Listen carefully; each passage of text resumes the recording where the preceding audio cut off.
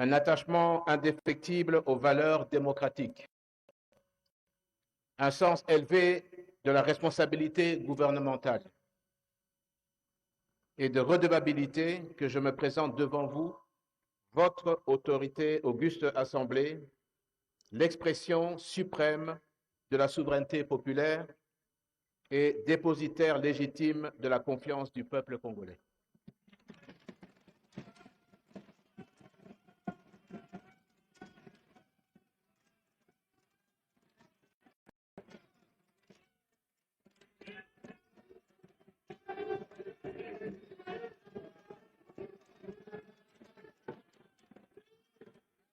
C'est avec un profond respect pour les institutions de la République, en un attachement indéfectible aux valeurs démocratiques, un sens élevé de la responsabilité gouvernementale et de redevabilité que je me présente devant votre auguste assemblée,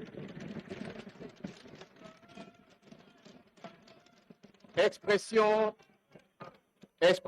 suprême de la souveraineté populaire et dépositaire légitime de la confiance du peuple congolais. Je suis bien loin de vouloir me soustraire à l'autorité des dignes représentants du peuple. Permettez-moi, avant toute chose, de saluer l'initiative de l'honorable Émile Saïdi Balikwisha, député national élu de Béni, dont l'interpellation s'inscrit dans l'exercice de la mission constitutionnelle de contrôle de l'action gouvernementale dévolue à la représentation nationale.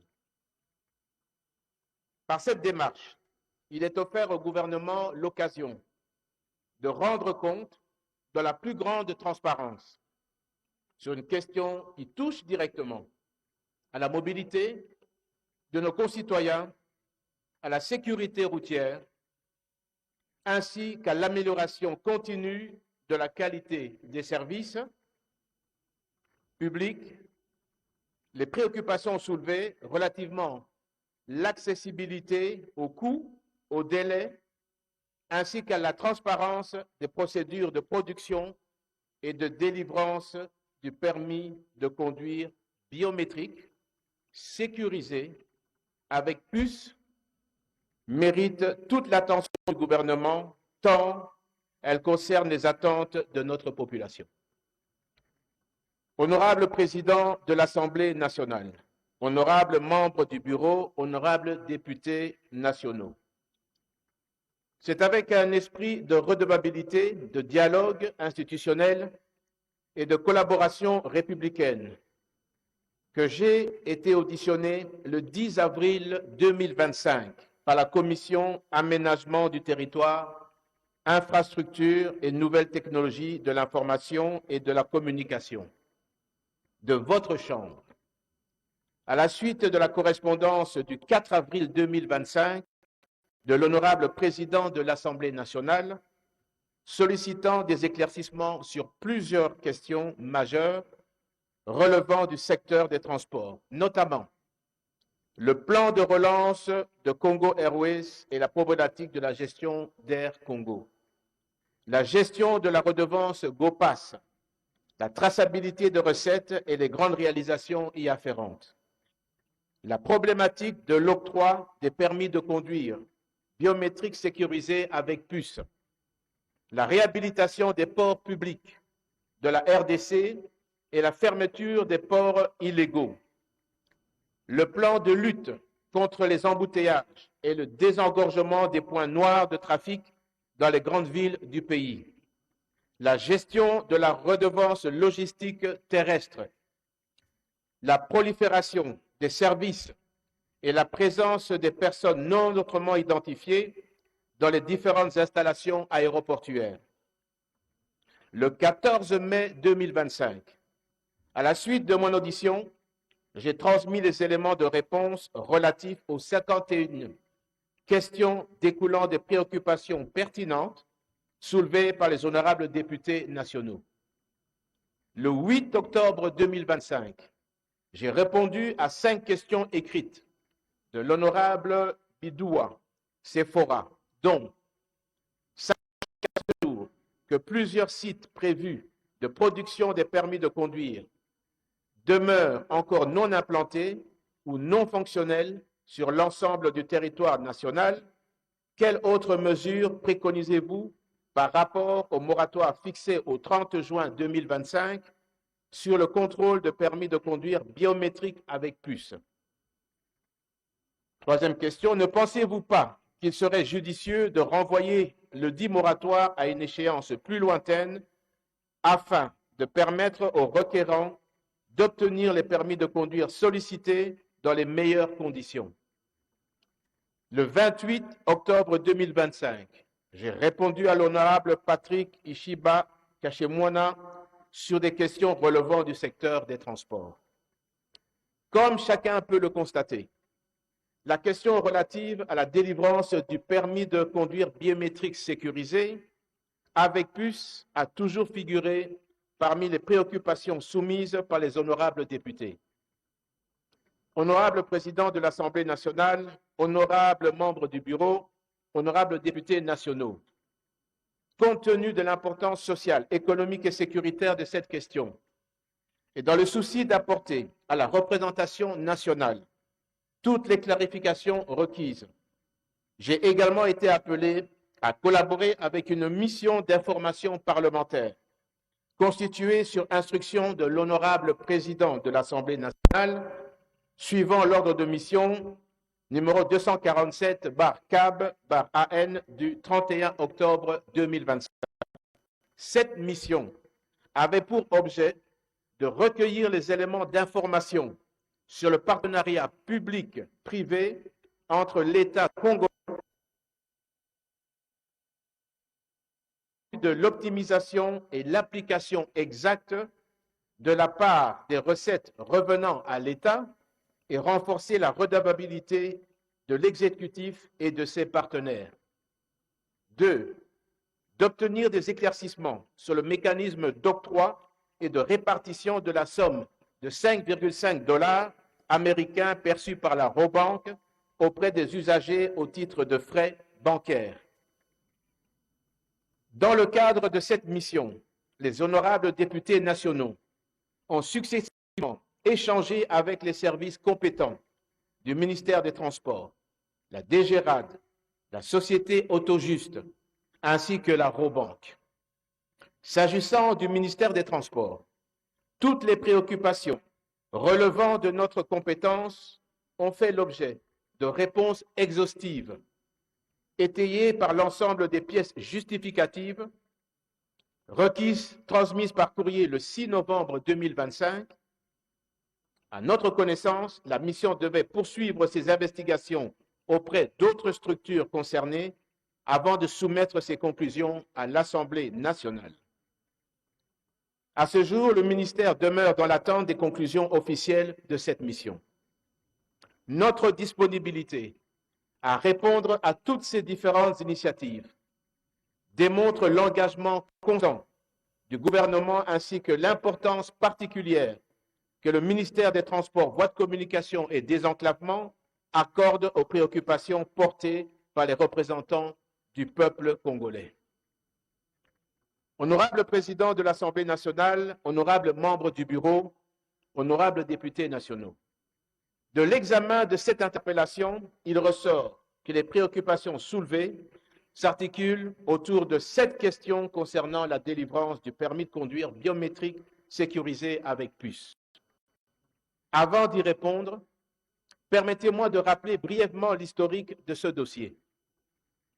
Depuis ma prise de fonction en qualité de vice-premier ministre, ministre des Transports, Voies de communication et Désenclavement, en juin 2024, je répète, juin 2024, j'ai inscrit ce dossier au rang des priorités stratégiques de l'action gouvernementale, conscient qu'il touche directement à la mobilité des citoyens, à la sécurité routière et à la crédibilité de l'État. Car le permis de conduire n'était plus délivré en République démocratique du Congo depuis 2017.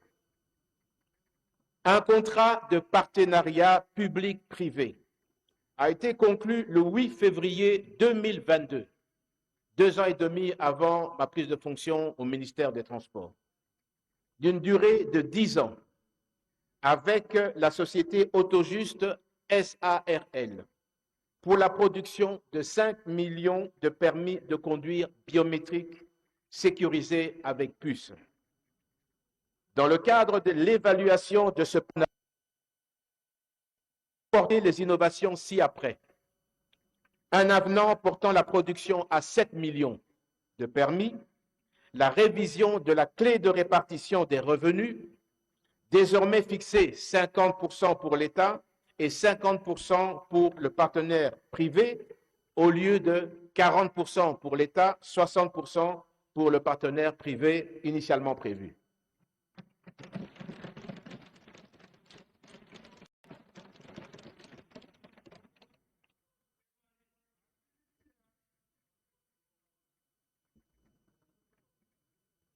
Un avenant portant la production, je disais, de 7 millions et la révision. Pour la mise en œuvre de ce contrat, le partenaire privé s'est engagé à financer le projet à concurrence d'un montant total de 102 134 539 dollars américains.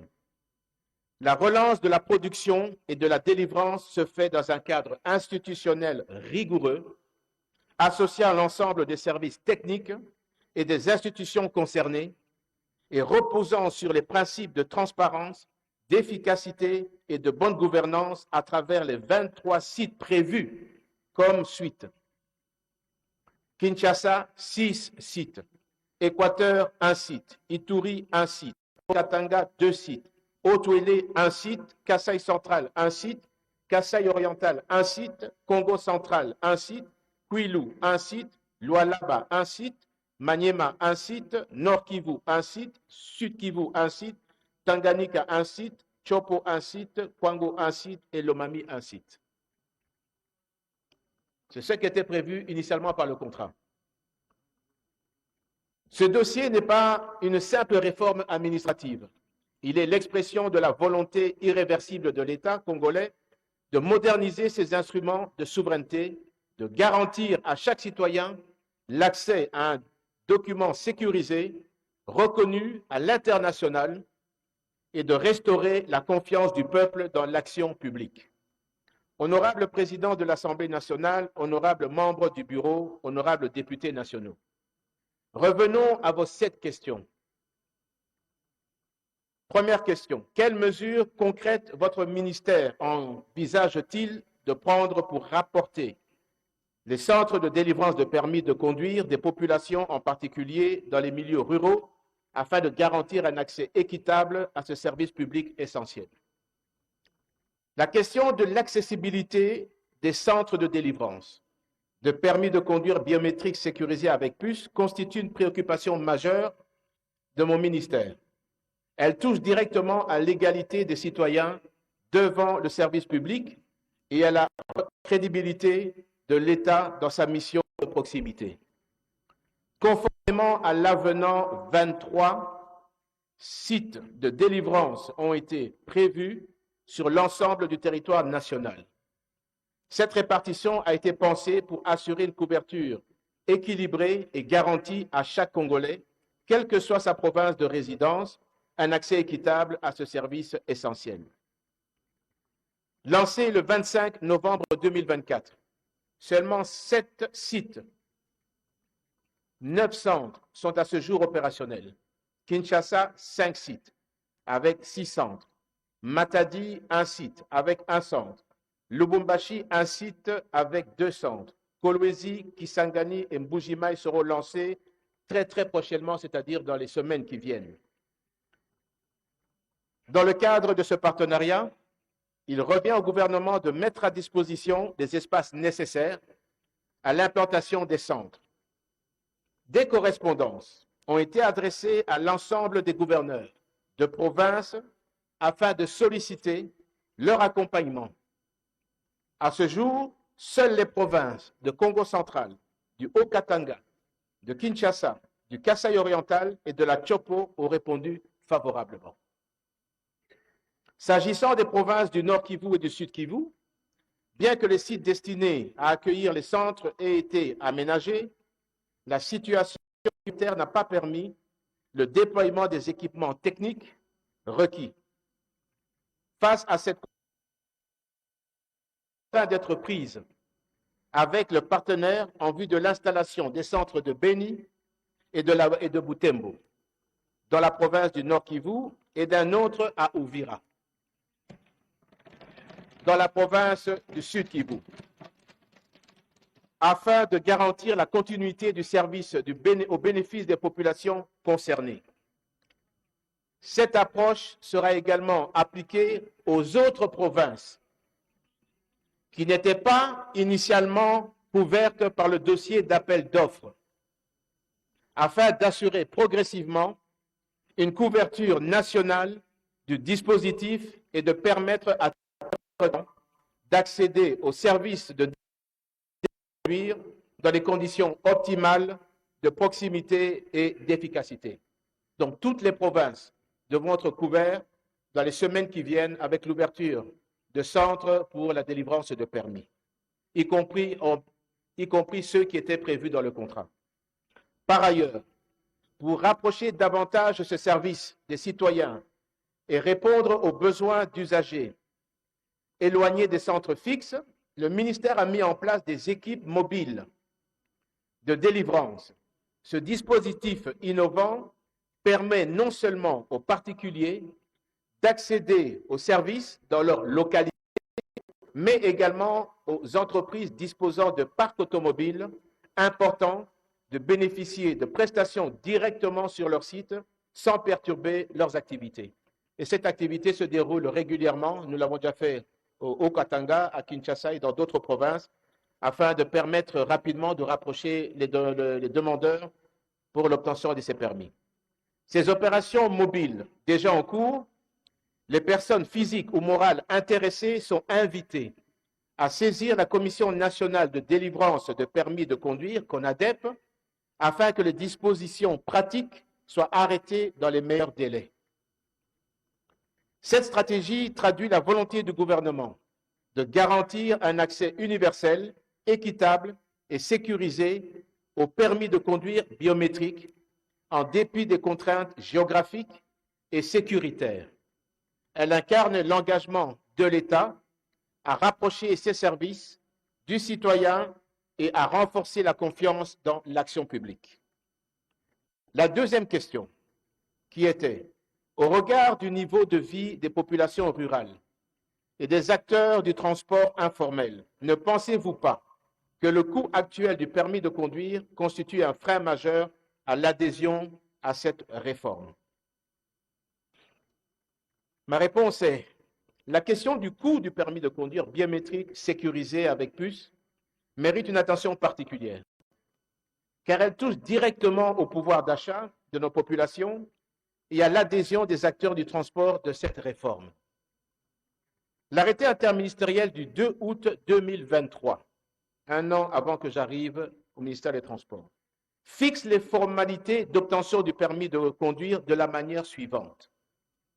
Je répète, nous sommes dans un contrat public-privé, nous sommes régis par le droit de l'OHADA et la question également sur la sécurité juridique et judiciaire des entreprises privées qui travaillent au niveau de notre pays. L'arrêté interministériel du 23 août 2023 fixe les modalités d'obtention de permis de conduire de la manière suivante. 1. Paiement des frais pour les examens théoriques et pratiques. 2. La première étape consiste à acquérir le formulaire permettant de se présenter aux 2 examens théoriques et pratiques. Je tiens à rappeler que l'examen pratique, c'est avec un véhicule en très bon état, muni de caméras de contrôle, afin de pouvoir, par la suite, vérifier que le permis a été passé en honnêteté et transparence. Il y a également, pour certains qui ont l'occasion, surtout ici à Kinshasa, d'observer qu'il y a également des simulateurs qui sont très coûteux et qui permettent également, en cas où tous les véhicules sont occupés, de pouvoir, sur le simulateur, passer l'examen pratique. Le paiement du prix du permis après réussite aux examens, une fois le calendrier déclaré au du permis correspondant à la catégorie sollicitée. Les montants sont fixés comme suit. Catégorie A, 38,5 $ américains. Catégorie B, 71,5 $ américains. Et la catégorie C, 99 $ américains. Les frais bancaires associés à chaque transaction sont de 5,5 $ prélevés directement par la banque du partenaire. Profitant de l'occasion, je vous présente la situation des quelques pays de la région en rapport avec cette question. Le Gabon, qui est un cas particulier et un des cas les plus chers, est à 300 $, mais seulement vous passez le théorique, le pratique pour ce prix-là, et c'est pour 10 ans, le permis. L'Angola est à 400 $ également, lorsque vous passez tout l'ensemble des permis, également pour le type A, B et C. Il y a lieu de relever que les montants perçus en Angola au Gabon correspondent à l'ensemble des prestations inhérentes au processus d'obtention des permis de conduire, incluant entre autres la formation théorique au code de la route, l'apprentissage pratique de la conduite, ainsi que la production et la délivrance du document sécurisé. En effet, ce tarif s'inscrit dans le cadre réglementaire en vigueur et se justifie par les caractéristiques modernes et hautement sécurisées du nouveau document, tout en permettant au Trésor public de mobiliser les ressources supplémentaires pour financer le programme d'action du gouvernement. Ce montant n'est pas arbitraire. Il prend en compte la durée du contrat du partenariat public-privé, la nécessité pour le partenaire de recouvrer son investissement, sinon il n'aurait jamais investi. La réalité des standards internationaux. Le nouveau permis présente des caractéristiques essentielles qui justifient son coût. Un document hautement sécurisé, doté d'une puce électronique inviolable. Vous pouvez aller avec ce document partout à l'étranger, vous pouvez louer des véhicules. Les équipements dans le monde peuvent vérifier que ce sont des vrais permis et qui respectent les normes ISO internationales. Il a un double, comme je le disais, sur le territoire national et reconnu à l'international.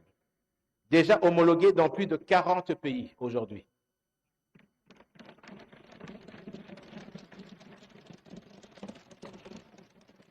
C'est une technologie avancée de sécurité conforme aux normes ISO, je le disais, International Organization for Standardization, applicable aux documents sécurisés, assurant ainsi son alignement avec les standards internationaux, garantissant la protection des données, la lutte contre la fraude et la falsification.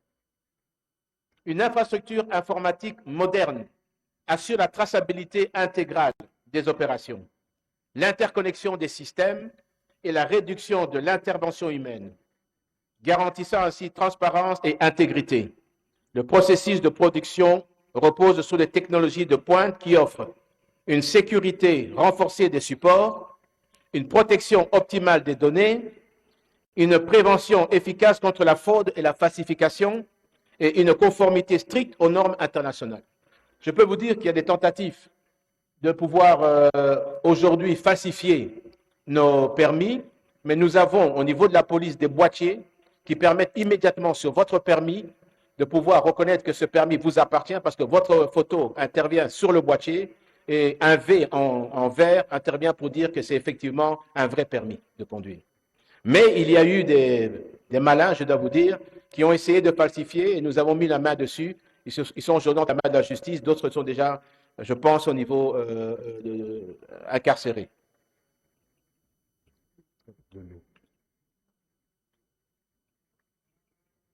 Pour assurer une prise en charge efficace, une infrastructure informatique de haute performance, quand je parle de ça, c'est que si vous visitez le centre lui-même, la question technique, c'est que nous avons le serveur central, mais tous les bureaux qui sont reliés à l'intérieur du pays, comme ici, sont reliés par satellite. Ça veut dire que lorsque vous passez votre permis de conduire en province, la production se fait ici à Kinshasa, le permis est renvoyé au niveau du bureau, vous avez passé le permis, Et les transmissions des données se font directement par satellite, ce qui fait que ça nous permet de centraliser et qu'il n'y ait pas de double emploi au niveau et des falsifications au niveau du permis. C'est ça la sécurité et c'est un investissement qui est colossal parce que la transmission se fait pas simplement au niveau de la banque qui perçoit directement, notamment c'est la Robank, qui perçoit directement le montant du permis dans ses caisses, et ça c'est pour éviter, je crois, une des questions que l'honorable se préoccupait, il ne peut pas y avoir dans ce système de la fraude, du détournement de fonds, parce que vous payez à la banque, au guichet de la banque, au Robank, vous avez une note de perception de la DG d'ERAD qui est là sur place, et tout ça va directement dans le compte général du Trésor, où ensuite il y a une opération dans un compte séquestre, où il y a un partage directement sur la DGRAD de 50% sont gardés pour l'État, 50% pour le partenaire. Je disais donc une traçabilité complète depuis l'achat du formulaire jusqu'à la délivrance du permis, une interconnexion des systèmes, une réduction de l'intervention humaine, ce qui rend la transparence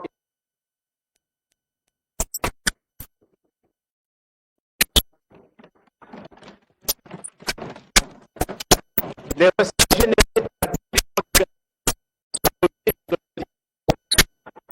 de centralisation de la Robank, conformément à l'autorisation expresse du ministère.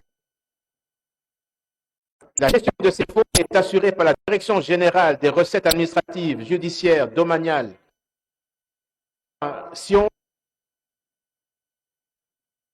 et le nivellement au. Je voudrais vous donner quelques de réalisation en 2025. L'investissement, je disais, est de 102 134 539 $. Les recettes en 2000, jusqu'à présent, depuis l'ouverture des bureaux du centre, sont de 23 884 740 $, dont, comme vous savez calculer, 50% sont rentrés dans le compte général du Trésor directement.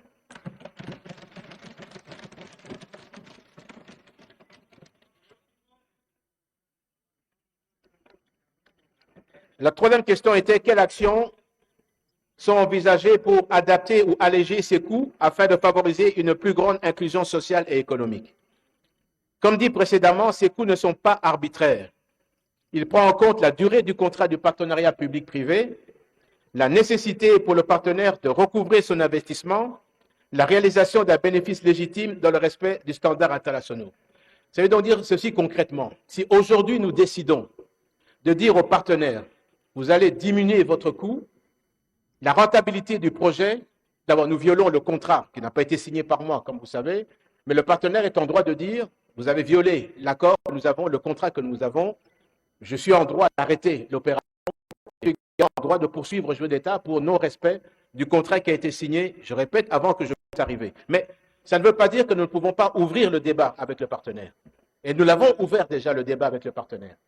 Et nous sommes en train de voir de quelle manière ce serait possible encore de revoir ça. Mais je ne peux pas aujourd'hui vous mentir et vous garantir parce que nous sommes régis par un contrat et ce contrat pourrait être attaqué et la République pourrait être attaquée si nous ne le respectons pas. Ce dossier, je viendrai tout à l'heure, est passé en Conseil des ministres. Je vais poser cette question à un moment donné qui a été posée aussi. La quatrième question était quelles sont les mesures prises ou envisagées pour réduire les délais souvent excessifs dans l'obtention du permis de conduire, délais qui pénalisent les usagers et encouragent des pratiques irrégulières. C'est une très bonne question parce que je vais vous expliquer les mesures qui ont été prises, bien avant, bien sûr, la question. Plusieurs mesures structurelles et organisationnelles ont été mises en œuvre afin de simplifier les procédures, d'améliorer la qualité du service rendu aux usagers et de réduire significativement les délais de traitement des données et des demandes.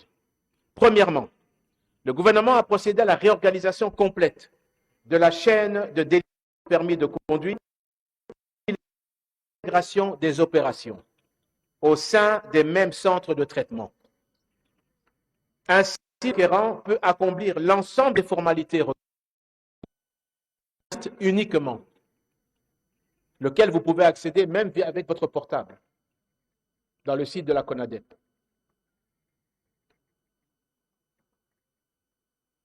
Sans avoir à multiplier les déplacements entre différentes administrations et institutions financières. Deuxièmement, les procédures administratives ont été simplifiées et digitalisées. Dès l'introduction de sa demande, le requérant est pris en charge dans un circuit intégré comprenant l'acquisition de formulaires, l'évaluation théorique qui se fait sur les tablettes pour ceux qui ont passé leur permis, avec des questions à choix multiples, l'évaluation pratique qui se fait avec soit les véhicules dans une cour, soit également avec des simulateurs qui sont des voitures, vous avez sur écran et vous avez toute une série de schémas de route qui défilent devant vous, et puis l'examinateur qui vous demande d'effectuer les exercices.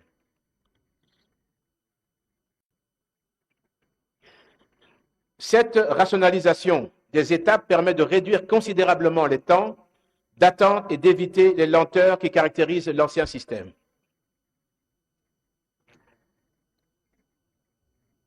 Par ailleurs, les étapes manuelles de constatation et d'enregistrement, qui constituaient autrefois les principales causes de longues files d'attente, ont été supprimées.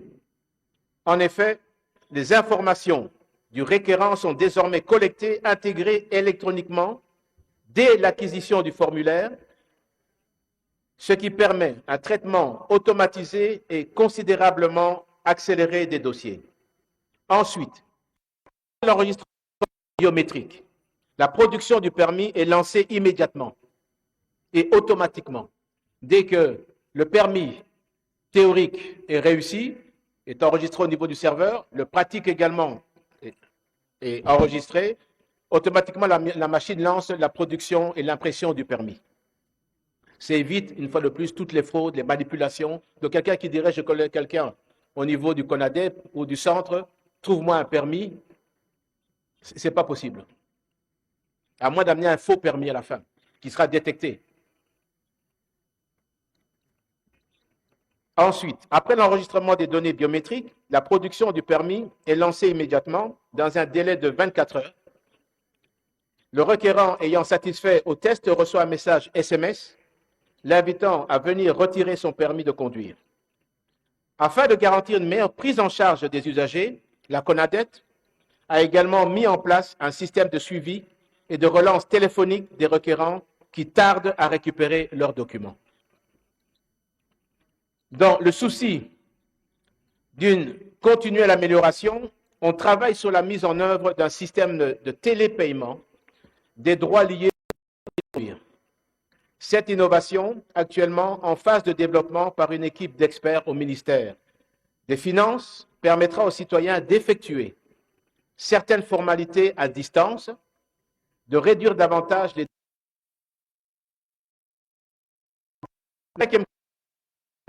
nombreuses relatives aux tracasseries administratives, à la corruption, à l'intervention d'intermédiaires illégaux. Quelles dispositions concrètes votre ministère a-t-il mises en place pour assurer ce réseau et restaurer la confiance des citoyens?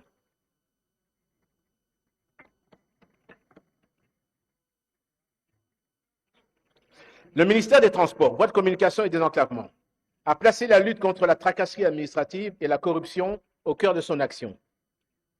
Des campagnes de sensibilisation régulières sont menées pour décourager le recours aux intermédiaires illégaux et inviter les citoyens à dénoncer toute tentative d'escroquerie ou de corruption. Dès le lancement, nous avons eu plusieurs cas comme ça, de personnes qui ont essayé de produire avec des scanners, des faux permis, en promettant que vous allez vous amener un permis qui viendrait du centre officiel des permis, mais on a pu très rapidement détecter ça dès que nous avons été informés qu'il y avait une chaîne de faux permis, je ne citerai pas où, dans la ville, et également aussi dans une des provinces à l'intérieur du pays, service bien sûr judiciaire, au niveau de la police, de pouvoir interpeller les personnes, et également tout le matériel qui servait à la production. Je dois dire aujourd'hui, il y avait même également avec Interpol, nous avons pu intervenir pour faire stopper cette filière. Et je crois qu'aujourd'hui, en tout cas, ça fait quelques mois que je n'entends plus ce type d'opération se dérouler encore de production de faux permis. Mais parallèlement, les mécanismes de contrôle renforcés ont été instaurés. L'installation de caméras de surveillance sont systématiquement des opérations et sanctions disciplinaires contre tout agent ou intervenant qui se rendraient coupables de pratiques contraires à l'éthique et à la réglementation. Un des hauts responsables de la CONADEP, d'ailleurs, a été sanctionné et n'est plus au niveau de la CONADEP aujourd'hui. Un des grands responsables. L'ambition est claire et irréversible. Garantir à chaque requérant un accès équitable, transparent et sécurisé au permis de conduire biométrique, tout en consolidant la sécurité routière et en restaurant la confiance du public dans l'action de l'État. Sixième question. Dans une optique de promotion de l'économie nationale, votre ministère a-t-il envisagé d'impliquer des entreprises nationales et provinciales dans la... Merci à tous de nous avoir suivis. Aimez et abonnez-vous massivement à notre chaîne YouTube Tribeca Media. Au revoir et à la prochaine.